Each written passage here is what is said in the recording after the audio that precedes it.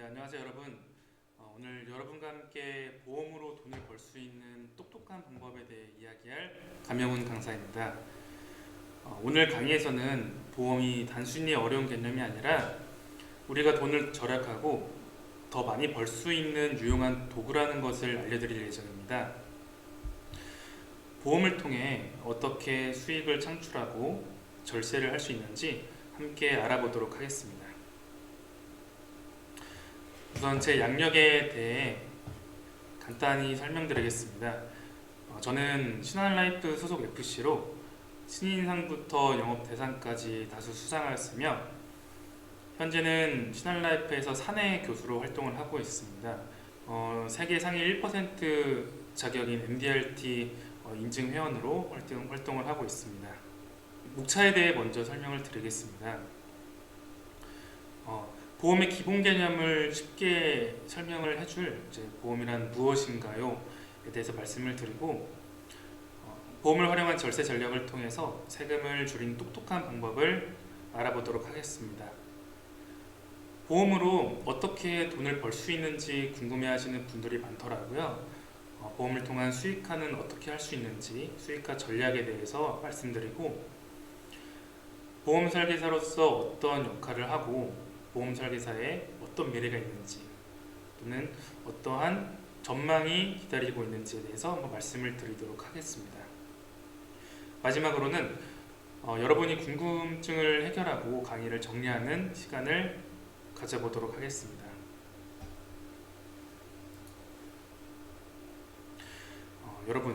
여러분들은 보험이라는 단어를 들으면 어떤 생각이 드시나요? 사실 이 보험이라는 게 듣기에는 굉장히 어렵고 복잡한 금융상품이라고 느껴질 수가 있습니다.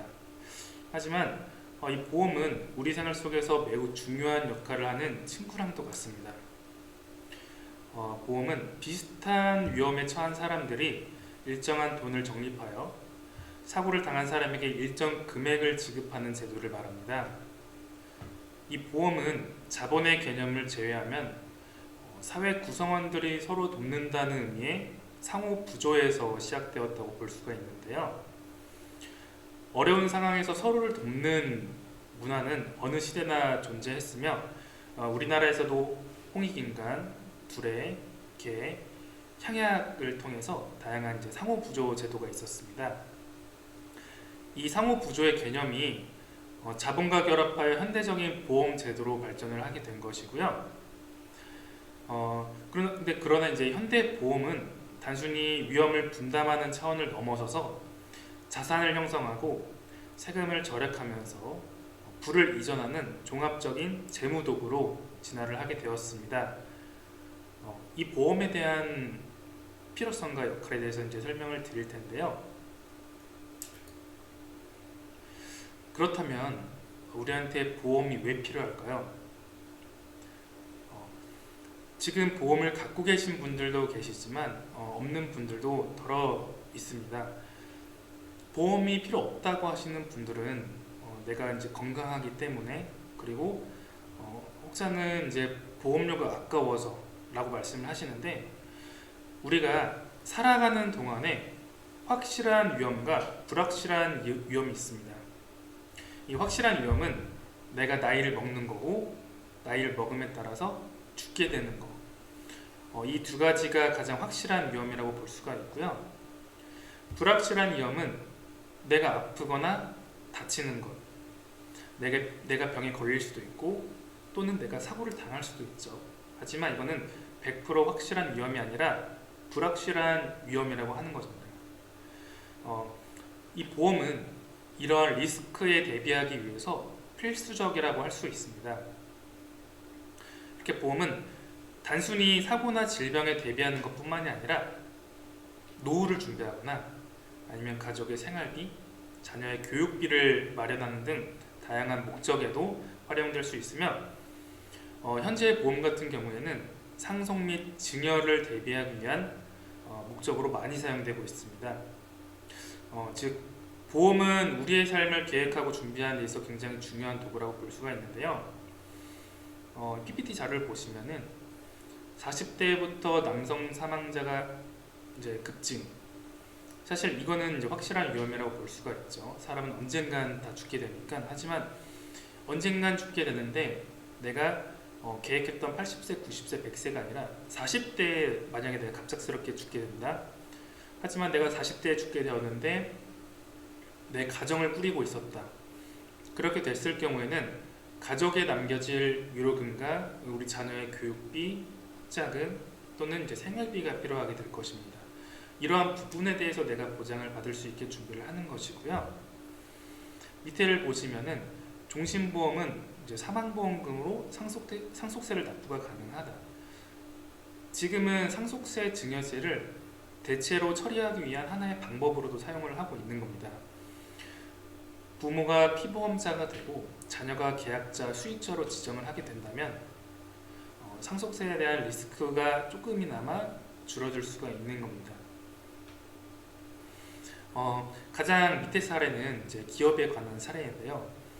삼성, 넥슨도 못 피한 상속세 폭탄. 가장 최근에는 이제 삼성 상속세만 하더라도 지금 12조 원이 달한다고 합니다. 12조 원에 해당되는 돈을 만약에 이제 기업이 갖고 있는 돈을 대체하게 된다면은 사실 기업이 회사를 운영하기에는 굉장히 큰 리스크라고 볼 수가 있습니다. 그렇기 때문에 이러한 상속보험을 통해 조금이나마 리스크를 관리하는 측면에서 종신보험을 가입을 하고 있고요. 만약에 이런 기사를 보시면서 사망보험과 상속세는 나한테 해당이 없어 라고 생각하시는 분들이 종종 있으실 겁니다. 이런 부동산 가격 상승을 통해서 상속세와 관계가 없던 서민과 중산층도 이제는 상속세를 걱정할 때가 되었습니다. 과거 2008년에 7억에 불과했던 부동산이 2019년 기준 18억으로 10억이 올랐으며 민간 아파트 구평 분양가는 2018년에 비해 2025년에 2배가 넘게 오른 것을 확인할 수가 있습니다. 불과 10년도 안 된 사이에 급격한 물가 상승이 일어난 것인데요. 대부분의 가정에서 아파트 한 채, 주택 한 채는 갖고 계시더라고요. 내가 처음에 아파트를 구매했을 때 5억이었는데 이 5억이었던 아파트 금액이 자녀가 결혼을 하고 나서 보니까 10억이 되어 있고 이 10억이었던 아파트 금액이 내가 죽어서 상속할 때가 되니까 15억이 되어 있는 겁니다. 하지만 올라가는 물가 상승을 우리가 이제 손쉽게 따라잡을 수가 있진 않겠죠. 그러다 보니까 이런 아파트 하나를 물려주는 데만 해도 상속세가 최소 이제 몇 천만 원부터 1억, 2억까지 올라가게 되는 겁니다. 이렇게 올라가는 상속세를 내가 갖고 있던 현금으로 납부를 하기 위해서는 6개월 이내에 현금을 납부를 하셔야 되는데 사실상 수천만 원이 되는 목돈을 갖고 있는 사람은 장담컨대 한 90%도 안 될 거라고 생각을 하고 있습니다. 그렇기 때문에 미리미리 내가 사망보험금을 준비함으로써 혹시 모를 상속세가 아니더라도 내 자녀, 내 가족한테 남기는 가족 위로금으로 준비를 꼭 하셔야 합니다. 기대수명까지 우리가 생존했을 경우에 암에 걸릴 확률은 38%라고 합니다. 대개 100명 중에서 38명이 암에 걸리는 건데요. 남성의 경우에는 폐암과 위암이 가장 많고 여성 같은 경우는 유방암, 소외감인 갑상선, 그 다음에 대장암이 있습니다. 암 종류별 환자의 비용을 본다면은 폐암과 위암 같은 경우에는 4천만 원대와 2천만 원대라고 하고 여성의 경우에는 유방암이 이제 1,700만 원, 그 다음에 대장암이 2,300만 원으로 적지 않은 금액이 부담된다는 것을 확인할 수가 있습니다. 하지만 우리가 암에 걸렸을 때 소외감이나 아니면은 치료가 편한 암만 걸리는 건 아니죠. 가장 대표적인 사례로 애플의 이제 스티븐 잡스가 췌장암에 걸려서 사망을 했습니다. 과연 이 췌장암이라는 게 스티븐 잡스가 돈이 없어서 치료를 못해서 췌장암에 걸려서 사망을 했을까요? 아닙니다. 이제 췌장암이라는 것은 그만큼 위험하고 치료 기간도 길고 이제 연명할 수 있는 치료 이제 생존 확률도 적기 때문에 스티븐 잡스가 이제 사망까지 이르게 된 건데요. 고해감으로 치부될수록 치료비가 더 비쌀 수밖에 없습니다. 치료 기간은 늘어나고요. 그 다음에 더 좋은 치료제를 사용해야 하기 때문에 최장암처럼 한 명당 평균적으로 비용을 부담해야 하는 금액이 6천만 원 이상으로 올라가게 됩니다. 만약에 내가 이런 고해감에 걸렸을 경우에 과연 내가 이 6천만 원이라는 돈을 매년 지급할 수 있는 능력이 과연 있을지, 이러한 리스크를 대비하기 위해서 매달 10만 원에서 20만 원, 30만 원 정도 내가 부담할 수 있는 범위 내에서 보험을 준비하는 것이 가장 바람직하다고 볼 수가 있습니다. 이렇게 내가 아프지 않아, 그리고 또는 보험료 내는 게 아깝기 때문에 저축만 열심히 해 라고 생각하시는 분들은 이러한 질병 리스크가 생겼을 경우에 순식간에 큰 목돈을 지출해야 하는 순간이 생기다 보니 최소한 나의 보장을 확인하고 나의 보장을 내가 준비할 수 있는 그런 준비 단계까지는 마련해 두셔야지 평생토록 변해가는 트렌드 속에서 적용할 수 있을 거라고 생각을 하고 있습니다. 과거에는 항암 치료를 받을 때 머리가 빠지고 눈썹이 빠지면서 몸이 쇠약해지는 것을 많이 보셨을 거예요. 이거는 이제 독한 약물로 항암 치료를 하기 때문에 그러한 이제 몸의 신체적인 변화가 이루어지게 된 건데, 최근에는 암세포만 집중적으로 제거하는 표적 항암제로 치료를 진행을 하고 있습니다. 보시는 바와 같이 항암 치료에 사용되는 치료 비용이 많게는 7천만 원 이상을 호가하고 있는데요. 폐암 같은 경우에는 7,500만 원에서 4,100만 원 정도, 대장암은 4천만 원에서 1,400만 원 정도가 좀 유지 중에 있습니다. 이런 항암 치료의 경우 우리가 치료 기간을 정해두고 하는 것이 아니라 내 몸이 호전될 때까지 진행하는 것이다 보니 사실 1년이 걸릴지 5년이 걸릴지 10년이 걸릴지 아무도 장담을 할 수가 없습니다. 1년이 걸려서 항암 치료를 끝내게 된다면 사실 가장 좋은 상태이겠지만, 사실 이 시간이 길어지면 길어질수록 내 경제적인 부담은 더해지고 거기에 따른 가족들도 물론 이제 간병과 치료비를 같이 부담하는 데 있어서 굉장히 큰 피로감을 느낄 거라고 확신을 하고 있습니다. 내가 돈이 있었다면 표적 항암을 치료함으로써 암세포만 공격하고 뭐 머리도 빠지지 않고 눈썹도 빠지지 않고 건강한 상태로 항암 치료를 받을 수가 있는데, 이런 보장이 충분하게 되어 있지 않다면은 내 몸에 맞지 않더라도 조금은 저렴한데 내 몸에는 조금은 부정적인 리스크가 올 수 있는 이런 항암 치료제를 선택을 할 수밖에 없고, 내 몸에 잘 맞는 항암 치료를 하기 위해서는 이런 보장이 충분해야 금전적인 부담이 없이 치료를 끝낼 수가 있습니다. 다음은 이제 보험을 활용한 이제 절세 전략에 대해서 설명을 드릴 건데요. 여러분, 세금은 이제 우리가 벌어들인 돈 중에서 일부를 나라한테 내는 것이죠. 그런데 보험을 잘 활용하면 이 세금을 줄일 수도 있고 또는 면제를 받을 수도 있습니다. 저축성보험은 이제 국내 최고의 비과세 금융 상품 중에 하나인데요. 2025년 현재 과세 환경에서 저축성보험은 다음과 같이 이제 비과세 혜택을 제공을 하고 있습니다.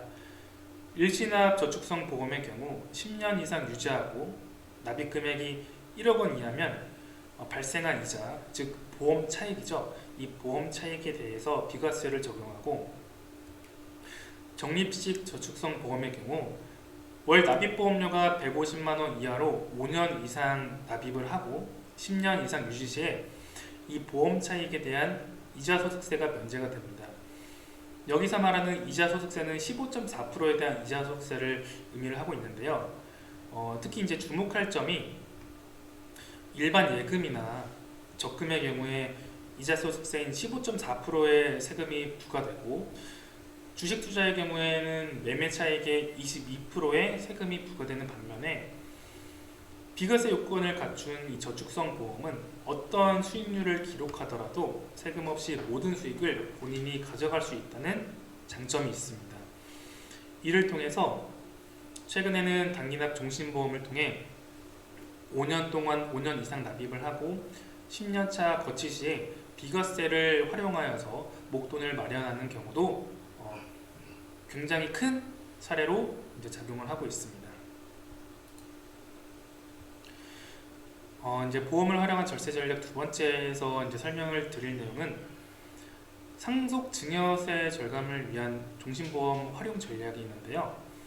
이 종신보험은 국세청이 발간한 세금 절약 가이드에서도 최적의 상속세 마련 방법으로 소개될 만큼 효과적인 상속 증여세 절세 도구라고 할 수가 있습니다.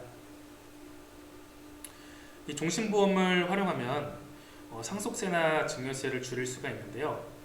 예를 들어서 앞서서 잠깐 말씀드렸던 것처럼 부모님이 자녀를 수익자로 지정한 종신보험에 가입을 하면 사망 시 자녀가 받는 보험금에 대해서 상속세를 줄일 수가 있습니다.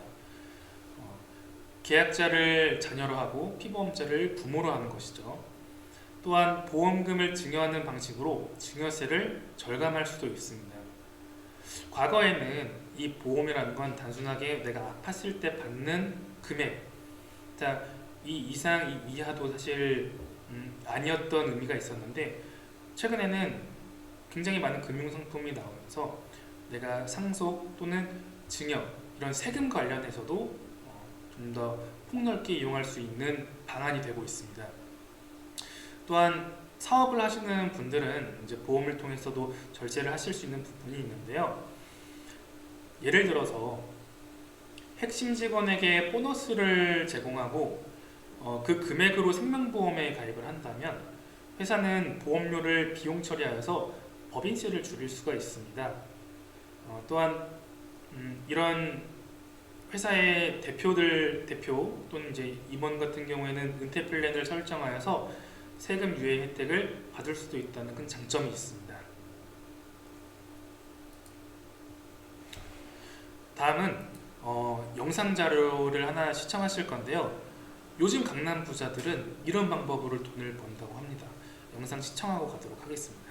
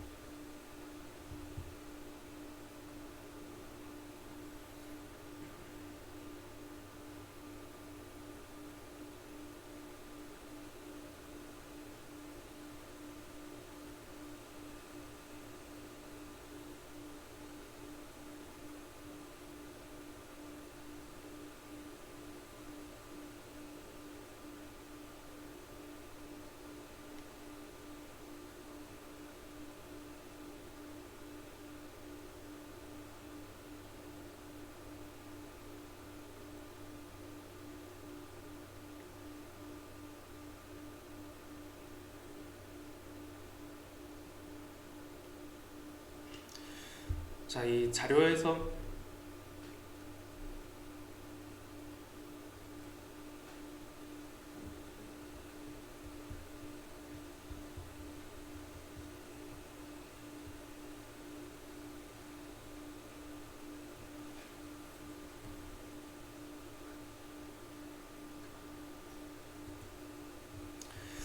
이 자료에서 볼 수 있는 것처럼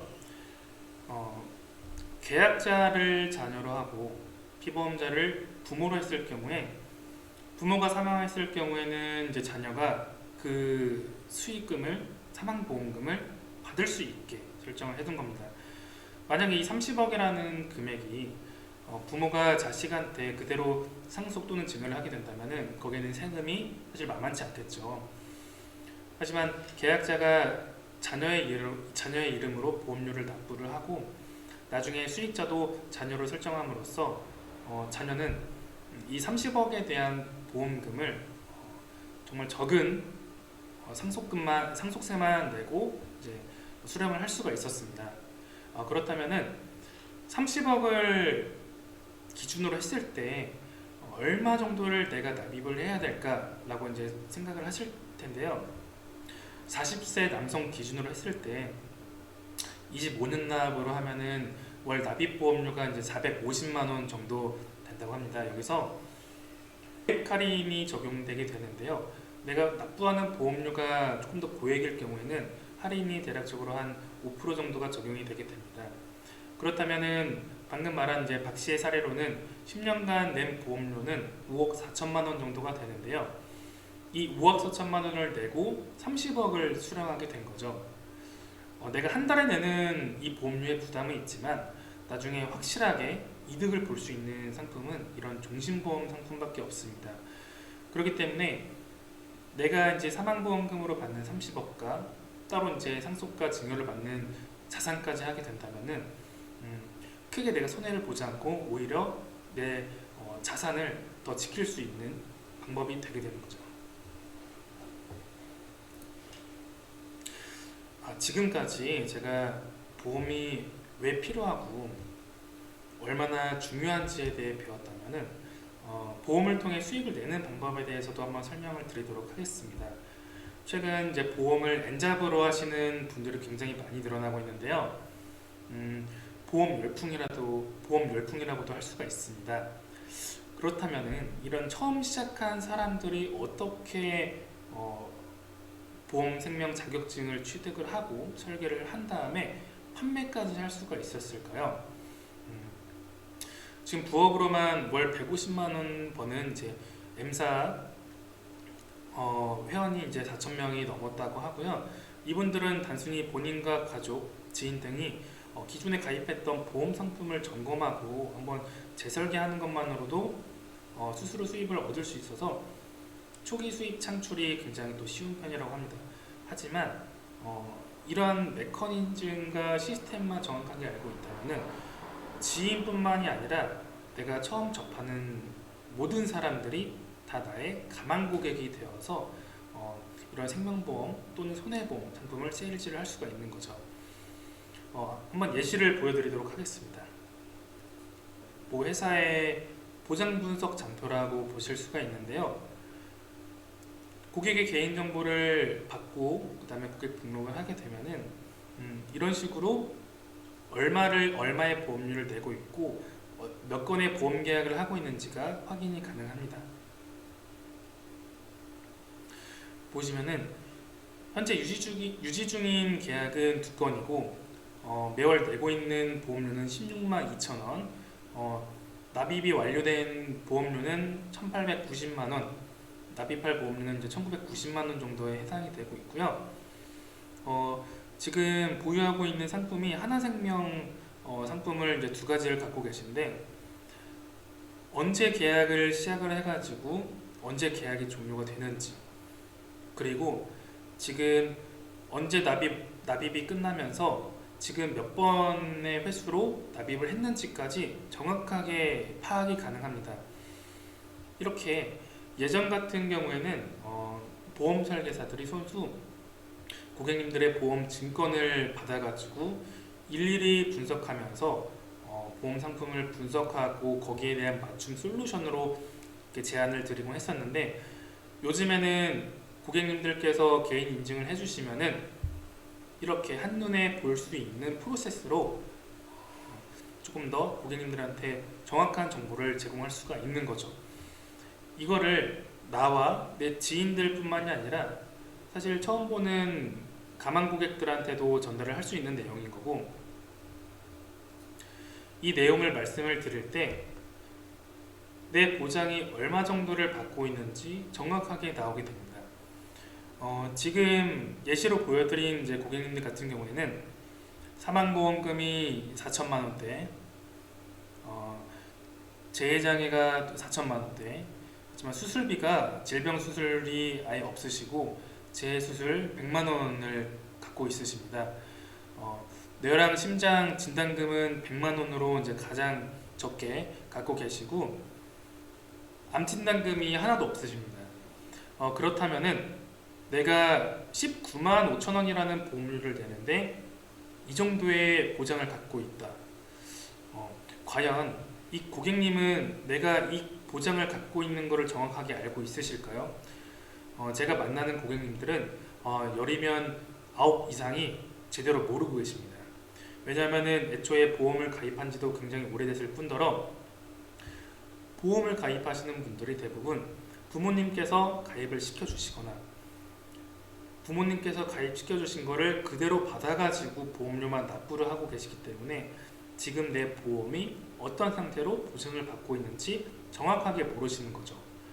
이런 분들이 이렇게 정확한 표로 되어 있는 장표를 받아가지고 설계를 하게 된다면은 부족한 부분을 채우고 그 다음에 과한 부분을 좀 줄이면서 보험료를 똑같은 19만 원이지만 조금 더 알차고 현재 트렌드에 맞는 방법으로 설계를 할 수 있을 거라고 생각을 합니다. 이 보험 설계는 트렌드가 있는데요. 과거에는 CI 보험이나 아니면은 사망보험금의 위주의 보험이 많았습니다. 그 이유는 기대 수명이 짧을 뿐더러 의료기술이 발달하지 않았기 때문에 사람들은 병에 걸리면 대부분 죽는다는 인식이 강해서 내가 가족들한테 남길 사망보험금 명목으로 보험을 준비하는 경우가 많았습니다.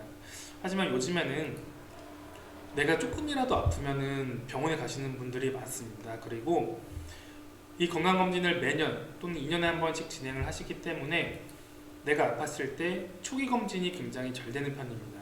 그러다 보니까 초기 검진이 잘 되면은 내가 이제 치료하는 경과도 굉장히 좋게 나오고요. 그만큼 생존율이 많이 올라가게 됩니다. 하지만 내가 암에 걸렸을 때 회사를 계속해서 다닐 수가 있을까요? 사실상 그거는 좀 불가능에 가깝다고 볼 수가 있습니다. 대학병원 교수님 말씀에 의하면은 암에 걸린 환자들한테는 적어도 2년 동안 스트레스를 받지 말고 푹 쉬라고 말씀을 하시는데요. 그럼 2년 동안의 생활비, 그 다음에 간병비, 치료비는 과연 어디서 나오는 걸까요?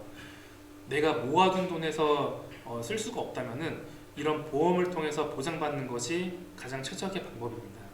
하지만 지금 이 고객님의 사례를 본다면은 암에 걸리게 된다면은 암의 진단에 따른 진단금도 없을 뿐더러 표적항암 치료를 이용하게 된다면은 높은 치료비를 요하게 될 텐데 표적항암 치료비와 카티항암 치료비가 없기 때문에 항암 치료를 받는데도 굉장히 많은 치료비를 낼 수밖에 없습니다. 그러다 보니까 내가 치료를 받으면 받을수록 빚만 늘어가는 상황에 이를 수가 있는 거죠. 이렇게 요즘에는 자기가 보험을 갖고 있지만 보험이 어떻게 되어 있는지 모르시는 고객님들이 대부분입니다. 그렇기 때문에 나와 내 지인들의 보험을 1차적으로 점검을 하고 그 이후에 이 보험 보장을 통해서 만족하신 분들의 소개를 통해서 또 다른 분들에게 소개를 받을 수가 있고, 아니면은 내가 이런 보험 가입을 통해서 많이 보람을 느끼고 수입적인 측면에서 기존에 하시던 일보다 조금 더 나은 환경에 있다면은 과감하게 보험 설계사로서도 활동을 하실 수 있다고 생각을 하고 있습니다. 이렇게 두 가지 방법이 있습니다. 내가 일반적인 직장을 갖고 있으면서 N잡으로 주말 또는 퇴근 후에 고객들을 만나서 상담을 하고 또는 지인들에게 만나서 상담을 하는 경우가 있고, 두 번째로는 내가 지금 현재 본업에 종사하고 있지만 조금 더 자유로운 영업 환경에서 사람들을 만나면서 대면하는 서비스를 좋아하시는 분들이라면은 과감하게 잡체인지를 하셔가지고 이 보험 설계사로서의 활동을 하시는 것도 저는 굉장히 좋은 방법이라고 생각을 하고 있습니다. 마지막으로는 이 보험 설계사의 역할과 전망에 대해서 말씀을 드릴 건데요. 이러한 보험 업계도 기술의 발전으로 많은 것들이 바뀌고 있습니다. 방금 앞서서 말씀드렸던 것처럼 과거에는 보험 계약 때는 청약서를 하나하나 서면으로 발행해서 손수 자필로 작성을 하고 이 제출한 청약서를 바탕으로 보험 심사를 거친 후에야 비로소 체결에 이루어지는 어떻게 보면 프로세스가 지금보다는 조금 더 많았다고 볼 수가 있는데요. 하지만 지금은 태블릿 PC나 스마트폰 등 전자기기를 통해서 컨설팅부터 그 다음에 제안, 그 다음에 인수 가능 여부뿐만이 아니라 비대면으로 이제 모바일 청약까지 가능하게 되었습니다. 이렇게 본다면은 AI가 이제 도입된 이후로서 영업 환경은 조금이나마 더 편해졌다고 볼 수가 있고요. BBC가 예측한 이제 사라질 위험성이 높은 직업들 순위로 이제 뉴스를 접한 적이 있습니다. 이게 다행인지 모르겠지만 그 15위 안에 이 보험 설계서는 들어있지 않더라고요. 제가 이제 단언하건대 이 보험 영업에 있어서 가장 필요한 덕목은 바로 이제 상대를 이해하려는 태도와 공감 능력이 아닌가 싶습니다. 이러한 공감 능력은 아직까지는 AI가 따라올 수 없는 인간만의 영역입니다. 포털 사이트에 주로 등장하는 수많은 보험 플랫폼이 이제 편리해 보여도 클릭 몇 번으로 가입한 내 보험을 제대로 알고 있는 사람을 만나보기가 쉽지 않습니다. 그만큼 보험에 있어서는 보험 담당자가 필요하게 된 거고, 내가 언제든지 이 문제에 대해서는 의논하고 물어볼 수 있는 사람이 필요한 겁니다. 이렇기 때문에 AI 기술의 발전은 오히려 이제 설계사들이 효율적으로 일을 할 수 있는 환경을 만들어주는 역할을 하고 있다고 생각합니다. 과거처럼 증권을 모아서 수작업으로 분류하는 게 아닌 정확한 프로그램을 바탕으로 한눈에 보기 쉽게 확인할 수가 있어서 처음 접근하시는 분들도 금세 익히고 활용하실 수 있다고 생각을 하고 있습니다. 이렇게 보험은 장기 금융 상품이기 때문에 지속적인 관리가 필요하고, 또한 트렌드에 맞춰서 추가적으로 보완을 해주셔야 합니다. 과거에는 우리가 강아지, 고양이를 그냥 개, 고양이라고 이제 말을 했죠. 사실 요즘 시대에서는 그렇게 말하면은 굉장히 이제 눈총을 받는 행동입니다. 지금은 이제 반려동물, 그러니까 나랑 함께 인생을 함께하는 동반자라고 생각하고 가족이라고 생각을 하고 있죠. 그러다 보니까 예전에는 어떤 펫보험이 생기게 되었고요. 예전에는 우리가 내비게이션 없이 지도로만 운전을 해서 목적지를 찾아가고, 핸드폰이 없어도 내 머릿속에는 전화번호가 50개에서 70개를 외우고 계셨을 거예요. 하지만 지금은 핸드폰이 없다면은 그대로 멈춰버리는 세상이 왔습니다. 그러니까 뇌 기능을 온전하게 쓰지 않고 있다는 말씀이죠. 이렇게 보험은 환경에 따라서 지속적으로 변하고 있습니다. 과거에는 어떤 치매보험과 간병보험이 생긴 것도 이러한 이유입니다.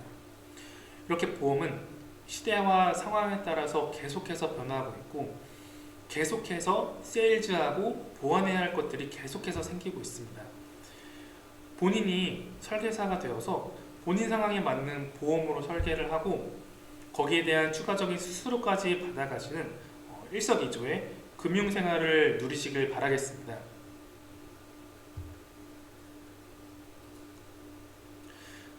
제 강의는 여기까지고요. Q&A를 통해서 궁금하신 내용이 있으시다면 답변해 드리도록 하겠습니다. 첫 번째 질문으로는 보험 상품 가입 시에 가장 중요하게 고려해야 할 사항이 뭔가요? 라고 한다면은 단순히 보험료나 보장 내용만 보는 것이 아니라 본인의 재무 목표와 생애 주기에 맞는 상품을 선택하는 것이 중요합니다. 특히 장기 상품인 만큼 유지 가능성, 그리고 미래의 자금 수요, 세제 혜택 등을 종합적으로 고려해야 하고요. 보험은 사실 나쁜 보험은 없습니다. 내가 보험을 10만원 갖고 있는 것보다 20만원이 좋고 20만원보다 30만원이 좋은 거는 당연한 겁니다. 하지만 내가 이 20만원을 유지할 수가 있을지 30만원을 유지할 수가 있을지에 대해서 한 번 더 고민해보고 가입을 하시길 바라고, 평균적으로 20년 동안 납입을 하는 상품을 계속해서 유지하시는 분들이 비율적으로는 30%가 채 되지 않습니다. 그렇기 때문에 내가 그 안에 계속해서 보험의 트렌드가 바뀌어서 보완을 하거나 취소를 하거나 계속해서 변해간다는 얘기예요. 그렇기 때문에 내가 유지할 수 있을 정도의 수준으로만 준비하시는 게 가장 올바르고요. 내 월급이 올라가는 것만큼 거기에 맞춰서 이 재무 환경에 맞춰서 보험을 준비하는 것을 추천드리고 있습니다. 두 번째 질문으로는 변액보험의 수익률이 따로 보장되지 않는데 투자 가치가 있는지에 대해서 물어보시는 분들이 많으세요. 제가 생명보험과 손해보험, 변액보험을 취급하면서 이런 변액보험의 수익률에 대해서 많이 질문을 받았습니다. 하지만 이 변액보험은 단기적으로 내가 수익을 낼 수가 있겠지만 조금 더 장기적인 투자 관점에서 접근을 하시는 게 더 유리하다고 보여집니다. 역사적으로 장기 투자 시의 주식시장은 평균 6에서 8%의 수익률을 보여왔습니다. 여기에 보험의 비과세 혜택이 더해지면은 순수익률은 더욱 조금 더 좋아질 수가 있고요. 또한 펀드 변경이 자유롭고 수수료가 없기 때문에 이 부분도 굉장히 큰 장점이라고 할 수가 있습니다. 하지만 최근에는 굉장히 큰 이슈들이 많이 있었죠. 트럼프의 관세 정책에 의해서 미국의 주식이 굉장히 오름세와 이제 내림세가 굉장히 컸었고, 이러한 이슈들을 통해서 이 변액 투자가 만약에 좀 겁이 나는 분들이 계시다면은 확정적인 수익을 받을 수 있는 연금보험 상품을 준비하시는 것을 추천드립니다. 또 종신보험과 성격이 비슷한 상품이 하나가 있는데요. 이게 바로 이제 정기보험입니다. 종신보험과 정기보험 중에서 어떤 것이 더 유리한지에 대해서 물어보시는 분들이 있으세요. 정확하게 말씀을 드리면은 두 상품은 이제 목적이 다르다고 볼 수가 있습니다. 종신보험은 말 그대로 내가 종신토록 보장을 받는 것이고, 정기보험은 정해진 기간 동안 보장을 받기 때문에 정기보험이라고 하는데요. 이러한 정기보험은 순수보장을 위한 것으로 보험료는 조금 저렴하지만 만기 시에 환급금이 없고 또한 종신보장이 되지 않는 단점이 있습니다. 이러한 종신보험은 평생 보장과 함께 자산 형성 그리고 상속세 대비 등에서 다양한 목적으로 활용할 수가 있기 때문에 본인의 재무 목표에 따라 선택하되 내가 추후에 상속이나 자산 이전을 고려한다면 종신보험이 훨씬 유리할 수가 있습니다. 네, 제가 우선은 이제 지금 준비한 질문은 이게 끝이고요. 혹시 추가로 질문하실 분 있으시면은 질문 주시면 제가 답변 드리도록 하겠습니다.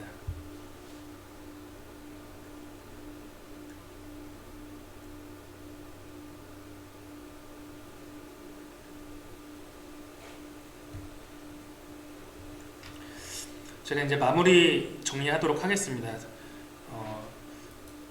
제가 이제 앞서서 말씀드린 내용을 정리하자면은 사실 보험은 비용이 아닌 투자라고 생각을 하셔야 합니다. 적절히 설계된 보험은 장기적으로 재무적 안정과 수익을 가져다 줄 수 있을 뿐더러 다양한 세제 혜택을 통해서 이자 소득세 그리고 상속세를 절감할 수 있는 특성과 장점을 갖고 있습니다.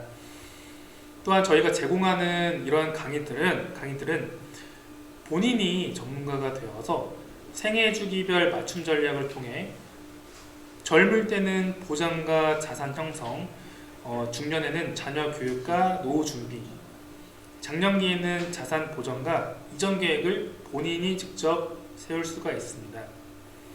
이 보험은 이제 단순한 만일의 사태를 대비하는 소극적인 도구가 아니라 적극적으로 우리의 재무적 미래를 설계하는 전략적 도구로 활용을 하셔야 합니다.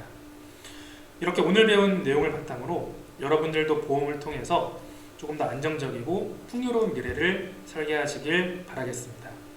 감사합니다.